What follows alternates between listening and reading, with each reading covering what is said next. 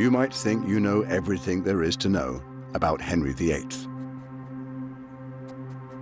You'll know he married 6 times and had 2 of his wives executed. But the truth about our most famous king is much more complex and far more compelling. This series tells Henry's story over 6 of the most tumultuous decades in English history, separating the real man from the myth. To some, Henry was a cruel bully. He's clever. What he likes to do is to trap people. He's a very skillful manipulator. Henry's punishment was exemplary in its brutality. To others, he was a charismatic and successful ruler. He jousts, he rides, he sings. What more could you want from this perfect prince? But Henry's personality, his innermost thoughts and his motivations have remained elusive. Henry didn't take the blame for his own mistakes because that would not have worked for him as a king. He was so good at convincing himself of what he saw as the truth. Now a team of Tudor experts have come together to investigate who the real Henry was. If you ever needed proof that Henry was a bit of a megalomaniac, this is it. And they'll go backstage at Henry's court to unravel a murky world of power, plots, and petrifying ambition.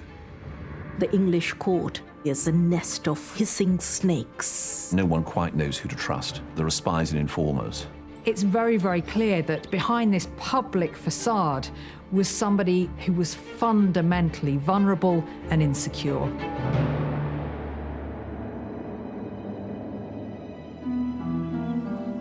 Henry VIII has been on the throne for 28 years.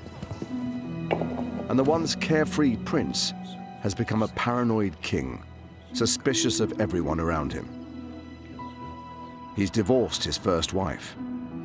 He's executed his second. And his third wife has died after the birth of his only son. Now Henry is alone. His controversial break with the Roman Catholic Church is making him unpopular, and there are rumblings of dissent across his kingdom. Feeling increasingly vulnerable, Henry commissions a portrait designed to promote himself as a formidable ruler. This is the iconic portrait of Henry. This is what everybody sees in their mind's eye when they think of Henry VIII. The silhouette of that figure could identify him just by itself. He shows Henry sure-footed, wide-legged, staring straight at us. He looks like a mighty emperor. It's no coincidence that the codpiece is at eye level. You can't fail to notice it. It's sending out a message that Henry is this great virile king. Everybody knows all the problems he's had getting a male heir, but this painting sets the record straight. None of that was Henry's fault. The painting presents Henry as a powerful monarch in total command of his country. But this portrait is a lie. That picture is propaganda. We know that it's been changed to make his legs look longer, to make him look more muscular. But in reality, Henry was slumping into geriatric decay. It's an image of Henry that he wishes the world to see, not the actual Henry, the sick Henry, the overweight Henry, the Henry that's suspicious about everybody, and that's also feeling the effects of the infirmity of age and the oncoming march of death.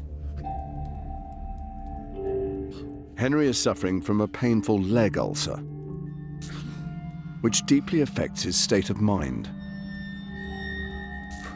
Sometime in the 1530s, Henry suffered a jousting injury, which caused a terrible, debilitating, agonizing disease in both his legs.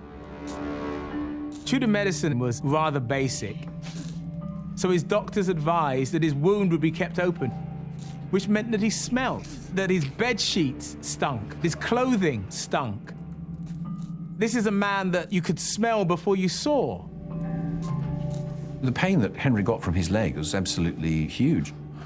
When the leg was really, really bad, he could turn black in the face and just sort of lie still, hardly able to speak for several hours on the trot.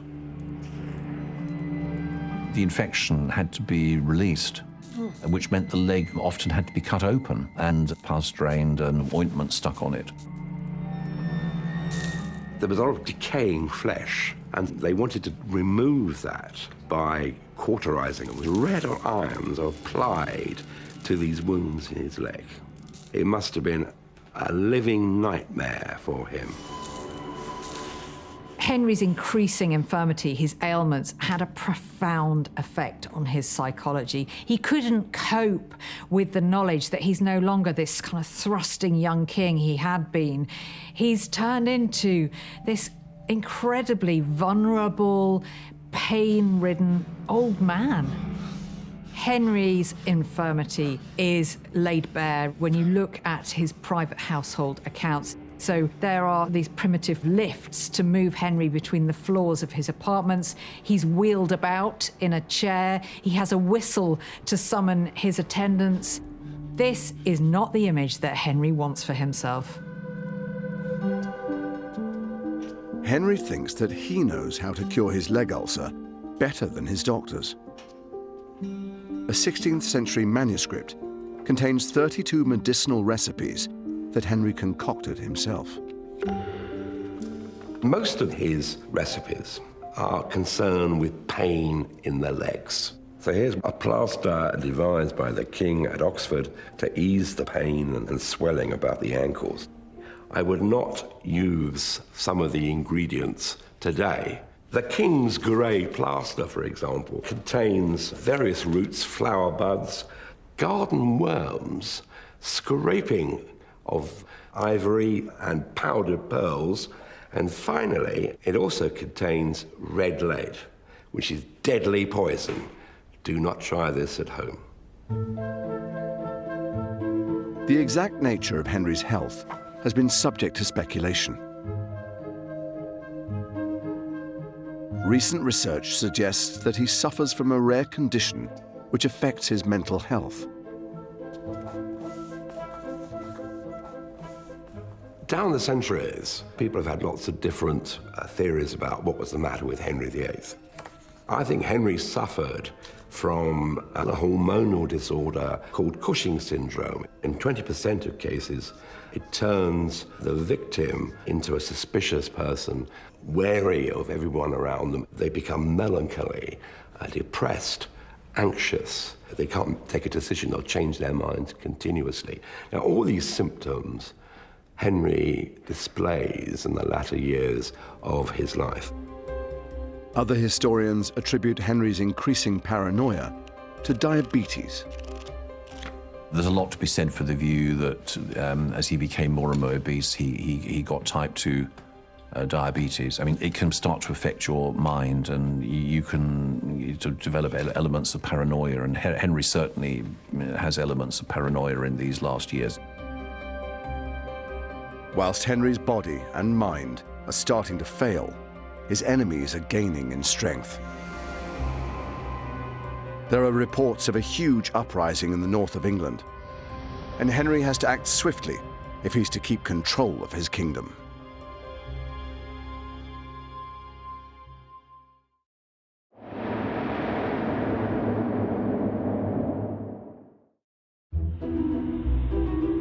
Henry VIII is now 46 years old. His painful leg ulcer has transformed the highly active king into a man who struggles to even walk without assistance.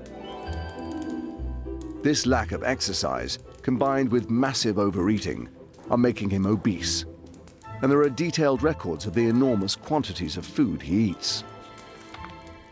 Here we have an example of what Henry would be eating on pretty much any given day of the week. We have everything from swan and custard through to rich roasted baby kid or lamb. There's butter and eggs, there's jelly and hippocras, porpoise and seal for the king's delight. But it's been estimated that King Henry VIII would have been having about double the number of calories, bare minimum, that you would recommend in the 21st century. Because Henry was eating so much meat, he inevitably suffered severe constipation. And there's an account in the letters and papers of King Henry VIII of how one of Henry's physicians actually had to come and administer a clyster, that is an enema, as we'd call it today, to the king in order to try and flush out his system. And the document goes on to proudly report how the king got up in the middle of the night and had a fair siege on the toilet. Delightful for all those around him, obviously. Henry always saw himself as that beautiful young prince he had been once, universally adored as a sportsman, an athlete, a Renaissance prince.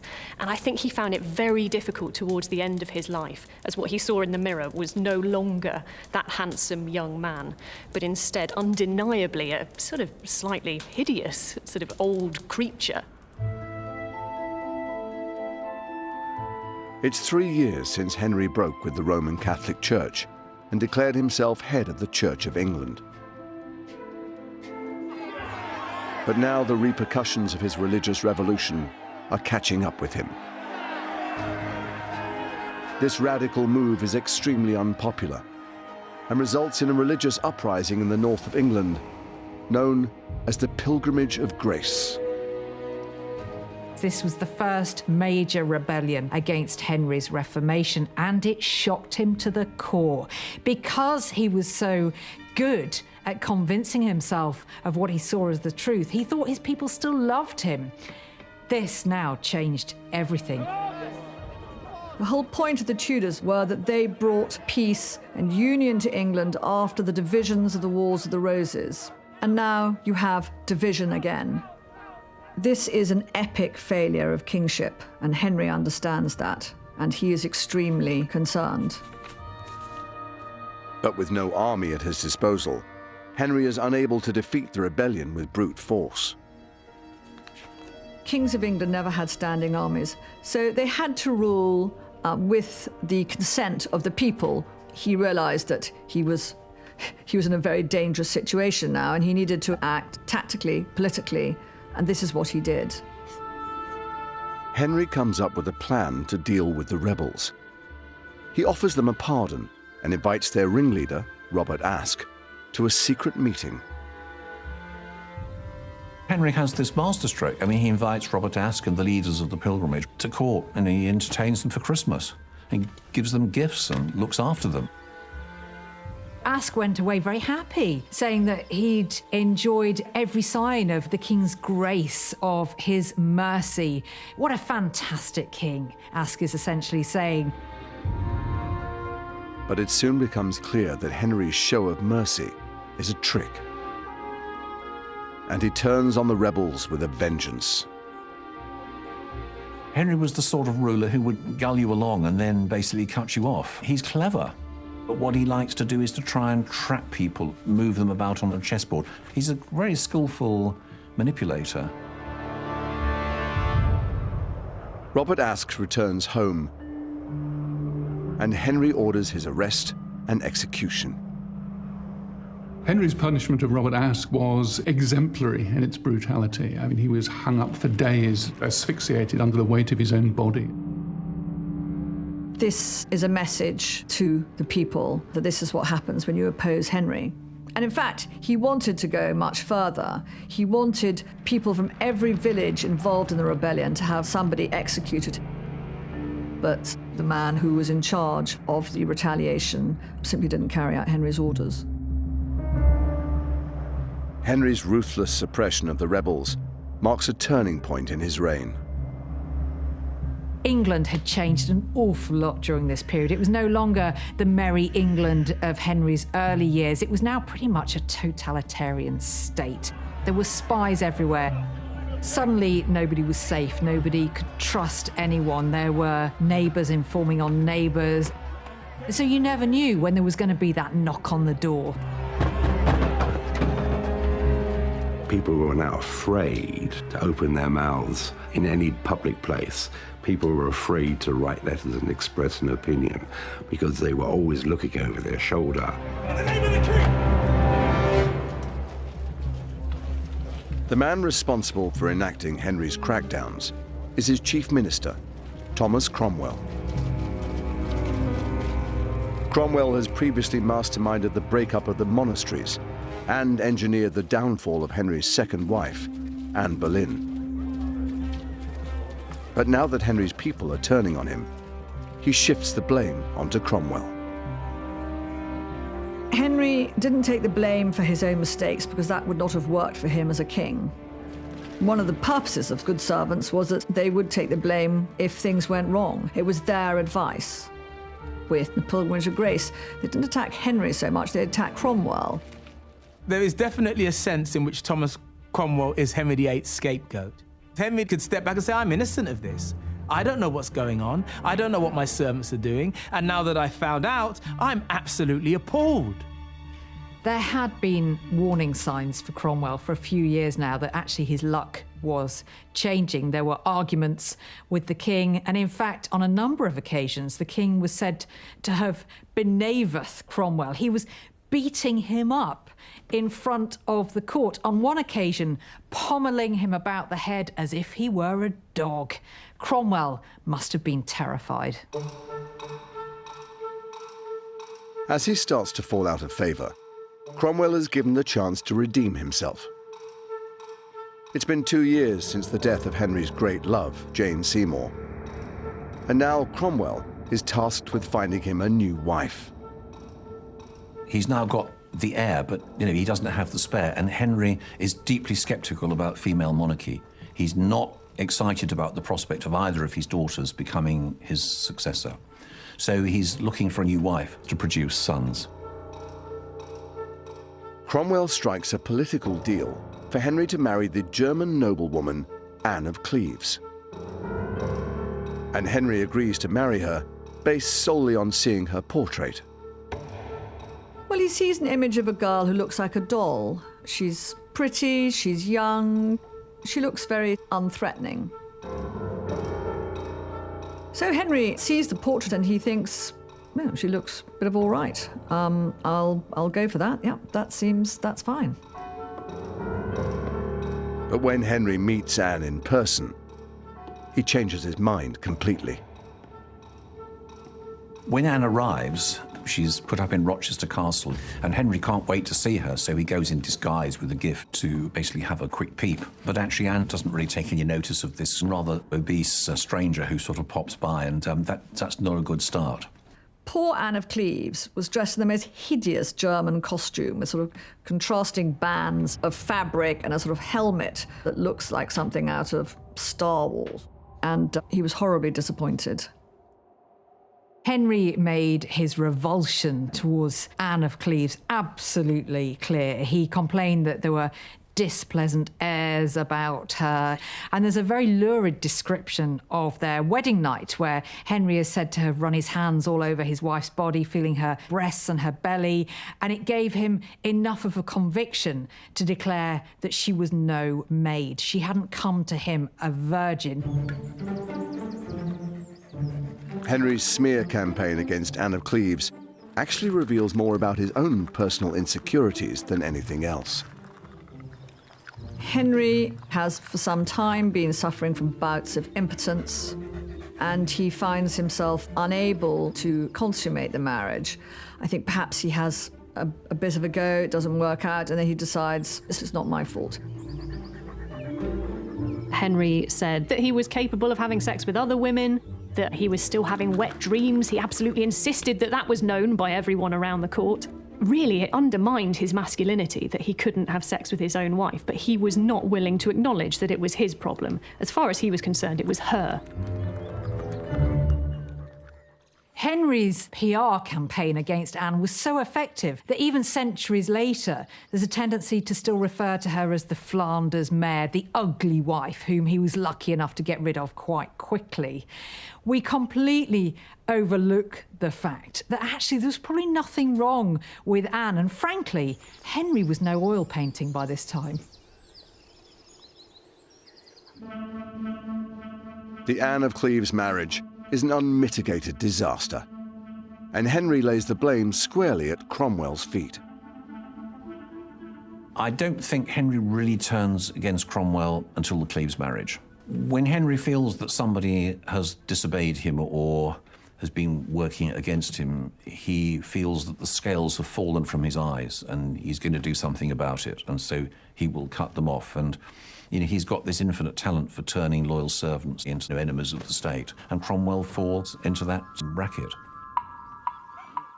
Seeking to exploit the growing rift between Henry and Cromwell, Cromwell's enemies at court start to plot against him. Chief among these enemies is Thomas Howard, the Duke of Norfolk. Well, Thomas Howard, 3rd Duke of Norfolk, is one of the most unpleasant men in English history. He was ambitious, vain, arrogant. For Norfolk, Thomas Cromwell was public enemy number 1. Norfolk thinks that Cromwell's too big for his boots. He's a self-made man. He's not an aristocrat. The country should be run by people of noble blood, the true counsellors of the king, not these sort of upstarts. To remove Cromwell from power, Norfolk starts a campaign aimed at discrediting him. It doesn't take much to stoke Henry's suspicions. Norfolk claimed that Cromwell was plotting to marry the king's daughter Mary, make himself king. He pointed out the fact he had this huge household that could perhaps turn into a private army and take the throne by force. There was literally no evidence behind any of the charges, but Norfolk knew Henry was so paranoid that he would believe it. Henry was thinking, if Cromwell has let him down, he must have meant it. He must have been in some way acting cruelly to the king. And Henry's ego was particularly precious and particularly vulnerable where he thought he'd been betrayed.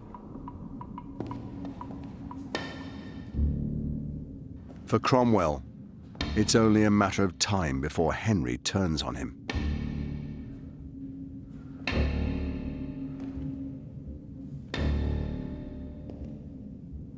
Thomas Cromwell knew the end was coming. He could smell it. He must have constantly been looking over his shoulder, not knowing who to trust. Henry finally gives the order to strike. And when Cromwell arrives late at a Privy Council meeting, the Duke of Norfolk is waiting for him. We don't know why he was late. It might have all been part of the plot, but he thought it was just a routine meeting. And this is a man who has this sophisticated spy network. He knows everything. He didn't know this. When he moved to sit down, Norfolk said, "Stop. That's not the seat for a traitor." Cromwell was frozen. He must have been absolutely terrified because he knows where it ends. When the guards rushed forward, there was a cry of traitor, and he was seized. He was astonished, and he said, "Well, why are you calling me a traitor? Tell me what the charges are." Nobody said a word because they hadn't finished making those charges up yet. They had no answer. There's a moment that's almost Shakespearean where the Duke of Norfolk rips the chain of office from around his neck. This method of arrest has been devised deliberately to surprise and shock him. He was dragged out and taken by boat to the Tower of London on that dreadful one-way ticket.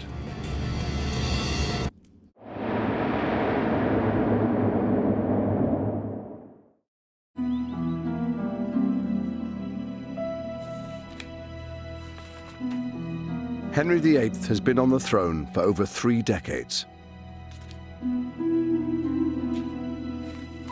After ordering the arrest of his chief minister, Thomas Cromwell, Henry's suspicions intensify.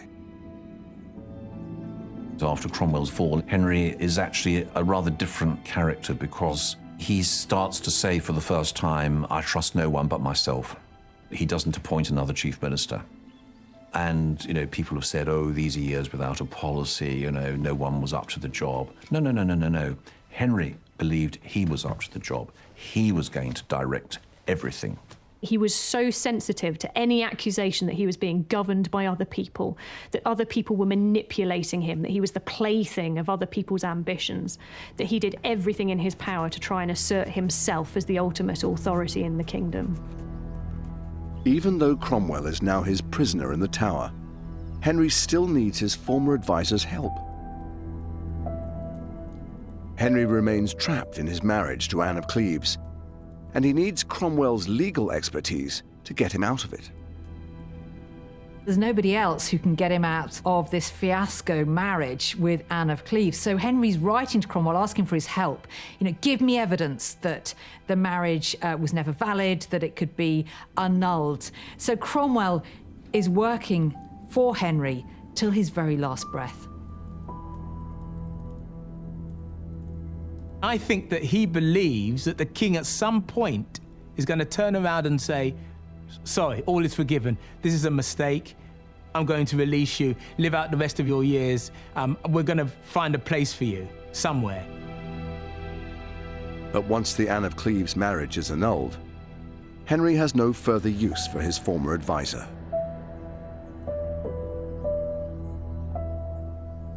Someone like Thomas Cromwell isn't a friend. He's a human tool of whatever it is that Henry wished to achieve at any moment. And so he will pick a tool up and he will use it, and when it no longer serves its purpose, he will cast it aside. On the 28th of July, 1540, Thomas Cromwell, once one of the most powerful men in England, is led to the scaffold and publicly executed on Tower Hill.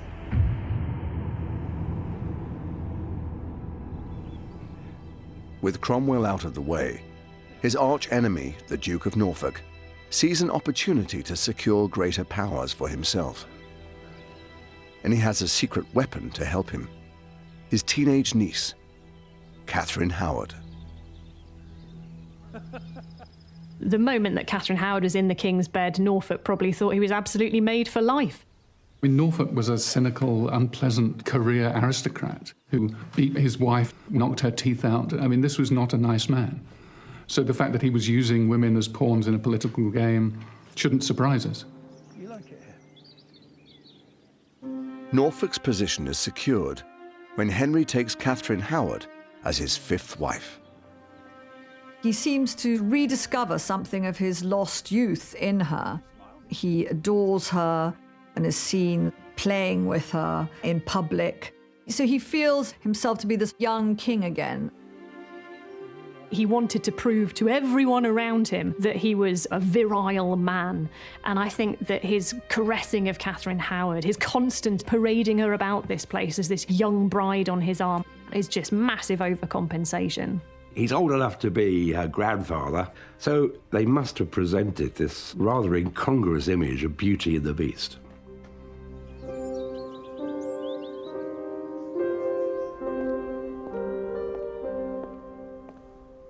But Henry and Catherine's honeymoon is short-lived. After just 15 months together, evidence emerges that Catherine wasn't a virgin when she married him. On the 2nd of November 1541, Henry VIII was at Mass up in the King's Closet just above us here in the Chapel Royal of Hampton Court Palace, and he was presented with a letter from Archbishop Cranmer that relayed the sordid details of Katharine Howard's past. And it explicitly says in this account that Cranmer didn't just tell the king this information, but instead put it in writing. He declared the information thereof to His Highness in writing. Because, as it says here, he had not the heart to express the same to the king by word of mouth. And I can easily imagine that he wouldn't have the heart to tell the king that his jewel of womanhood was in fact a woman of considerable sexual experience. This account makes it very clear that Henry was completely heartbroken when he discovered this news. It says his joy was turned to sorrow. He wept bitter tears. And you get this impression of someone who really, really wanted this marriage to work, who was deeply in love with Katharine Howard, and whose world just came crumbling down around him when he found out the truth about her. Several days later, the allegations against Catherine intensify, and she is accused of having an affair during her marriage to Henry. The moment he learnt about this, the moment he learnt that it was true that she had had an affair, he left. And that's what we see Henry doing time and time again in his relationships. It's quite disturbing that Henry has this capacity to just sort of turn off and move on from a person, even one who clearly he loved very deeply. Katharine Howard's fate is clear the moment Henry turns against her. She is beheaded for treason at the Tower of London. Catherine was just a girl who had been taken advantage of by men for most of her life, who ended up dying very bravely, but very horribly. After Katharine Howard, Henry's left with the reality of an aging man who's losing his virility. There is a sense of deep unhappiness that this is what he now has to live with, the wreck of the prince he once was. Despite 5 failed marriages, Henry only has one legitimate son.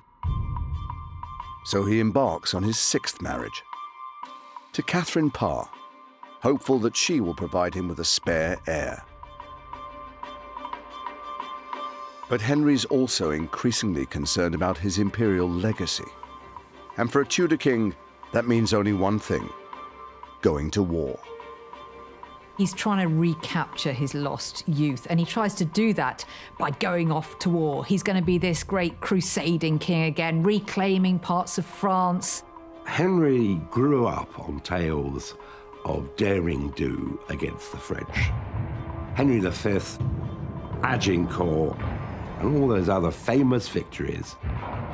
Henry had always wanted to have military glory in his portfolio of achievements. In this period, the English nobility want to go smashing up the French, just like 21st century tourists want to go, around northern France on holiday. Here at Windsor Castle is a treasure that epitomizes Henry's image of himself as a warrior king. In the latter years of his reign, Henry specially commissions this suit of armor. Here is the physical embodiment of Henry's childhood dreams, the symbol of chivalry, and the image of an armored man, Henry VIII's armor. Now, armor in the 16th century was made to measure, none of this off-the-peg stuff. It provides us with the true image of Henry as he would like to be projected, of power and might and ruthlessness. You can almost imagine his little piggy eyes behind that visor, glaring at us with contempt. Despite the commanding image that Henry wants to project, his armor is actually enlarged to accommodate his increasing size. Here, they're having to let in 5-centimeter plates on each side of his back plate because of his expanding girth, because he did weigh 28 stone. Now, in National Health Service terms, his body mass index was way off today's scale. He was a man mountain.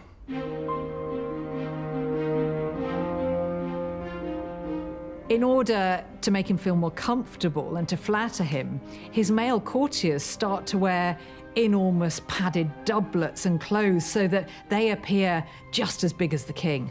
This also affected Henry's psyche. I think he was really humiliated by what he had become. Henry's very aware that his advancing years and medical disorders threaten to derail his battlefield ambitions. So, while he still can, he personally launches an assault on the French port of Boulogne.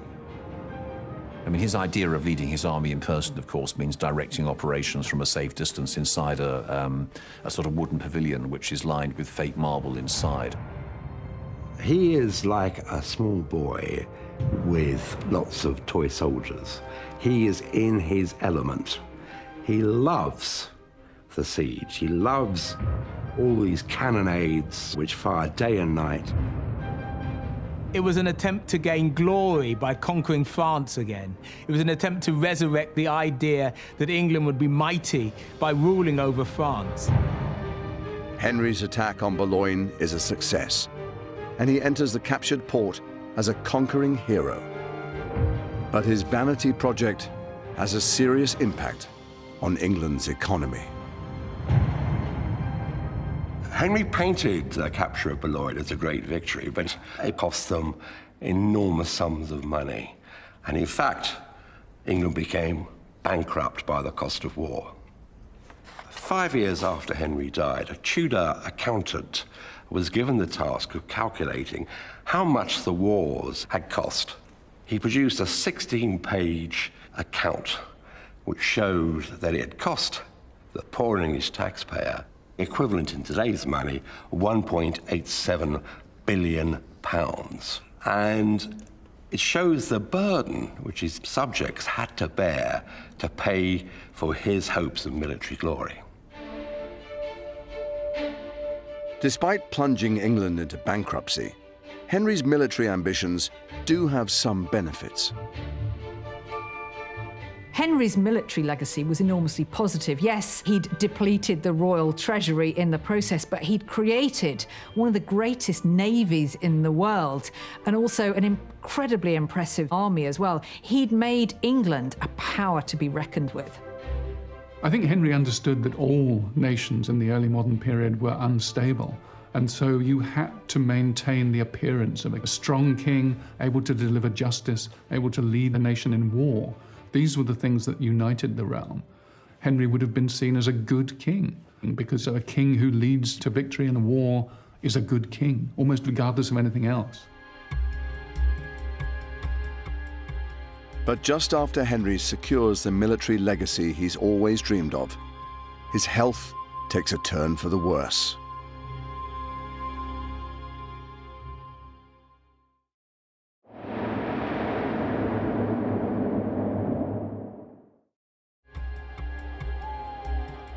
As his health deteriorates, Henry takes to shutting himself away in his chambers. The last years of the reign are definitely tainted by claustrophobia. No one quite knows who to trust. And of course, because of his immobility, Henry is closeted in a secret study at the far end of Whitehall Palace and doesn't come out that much. People think that, okay, he's sort of switched off. This is not the case. I mean, this is somebody who is almost like in his lair, he's checking up on everything. A good way to view Henry would be as a rather malignant spider at the centre of everything which went on within England. All those lines of the web all run through and end up with him. It's becoming clear to Henry's courtiers that he's nearing the end. In the last days of Henry's life, the atmosphere at court must have been pretty toxic. There was a sense of fear, of anxiety, of uncertainty for what the future would hold. There was a real sense, I think, that the end was coming for King Henry VIII. But no one is brave enough to mention this to Henry himself. A dying king is, like a dying lion, extraordinarily dangerous. Everybody was terrified that Henry still had the power to kill. It was said that no one would give him any official advice because they were frightened of his reaction. Imagining the death of the king was treason. So in a capricious reign where people had been charged with treason for all kinds of offences, simply telling the king that he might die is not something that even the bravest counsellors would be able to do.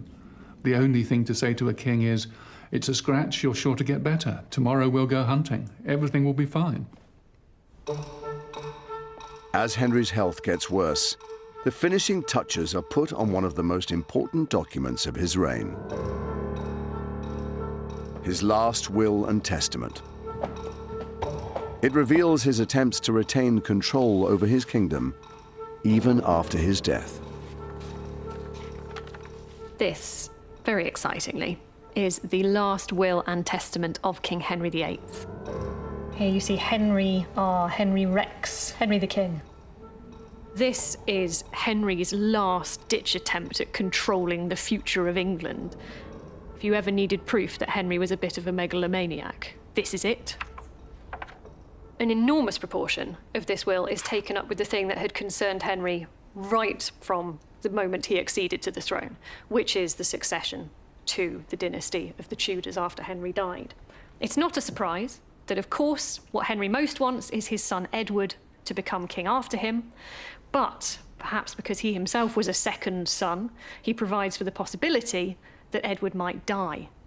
In other words, even on his deathbed, Henry is still trying to claw his way into control beyond the grave. Even more extraordinarily, given that Henry, as I say, is dying at this point, he provides for the possibility that there might even be another wife in his future. Any lawful wife who I shall hereafter marry. I mean, that is rank optimism in the face of all possible evidence, I would say. I think there's something almost tragic about this king on his deathbed who has striven for nearly 40 years to have absolute power over the people in his country. And now, in his dying moments, he's still trying to do that. He's still trying to maintain control. And there's something moving about that, almost admirable, and also slightly repulsive, if I'm completely honest.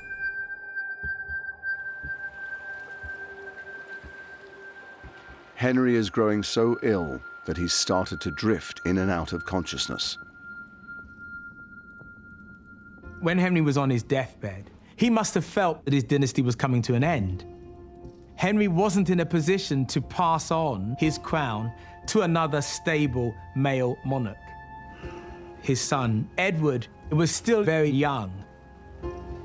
When Henry knows that he really is now going to die, he must have been wondering if he was going to end up on the right side of things with God. I mean, he was Christ's deputy on earth, but he was also going to be judged, and Henry must have been wondering whether actually he had quite got things right. Henry was now presiding over a realm divided, in which religion had become an irreconcilable grievance. Henry's lifetime as king had seen the creation of a divided England, and that was a genie he couldn't put back in the bottle. Henry's courtiers finally muster the courage to warn him of his approaching death. There was a great deal of tension in the court. Who was going to tell the king that he was about to meet his maker? Eventually, the task fell to Sir Anthony Denny, who in life had fulfilled Henry's most intimate needs as groom of the stall. Now he had one last service to perform for his master, to tell him he was dying. He asked Henry, effectively, if he wanted to make his last confession. Should I send for Thomas Cranmer, the Archbishop of Canterbury? And Henry replied and said, I will first take a little sleep, and then, as I feel myself, I will think on the matter. They were the last words he ever spoke. On the 28th of January, 1547, Henry VIII dies. Henry VIII has gone down in history as our most famous king, probably because he's our most married king. He's a kind of larger-than-life character. But it's very, very clear that behind this public facade was somebody who was fundamentally vulnerable and insecure. The story of Henry VIII has everything in it. It has transition from young, irresponsible being to someone blighted later in life by paranoia. Henry was self-obsessed, desired admiration. He could never be wrong. You cannot ignore Henry. He put England in the centre of European politics. But he also gave the English a sense of national identity. England was never going to be quite the same after Henry. He'd broken with Rome. He had centralised the kingdom. Institutions like Parliament, the Church of England, hardly changed for another 400 years. Henry was tremendously charismatic. He knew how to be a king. He understood the myth of English kingship. I think if you looked at Henry VIII's reign as a whole, you would have to accept that it had been a reign that changed the state of England forever.